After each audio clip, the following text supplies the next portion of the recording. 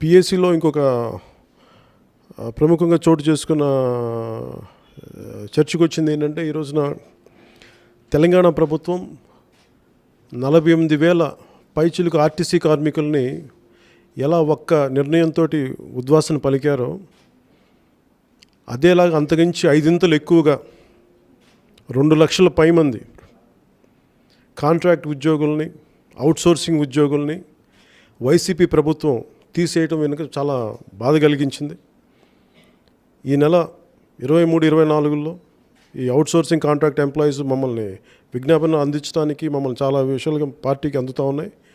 Contract outsourcing employees కూడా మేము మాటిస్తున్నాం, మీ తరపు మేము పోరాటం చేస్తాం. 23-24న మీరు విజయవాడలో మేము వచ్చినప్పుడు దయచేసి మీ విజ్ఞాపన మేము తీసుకుంటాం. మీకు అండగా ఎలాంటి చేసి మీకు ఎలాంటి న్యాయం జరిగితే, మీకు న్యాయం జరగడం కోసం మేము ఏమేం చేయాలో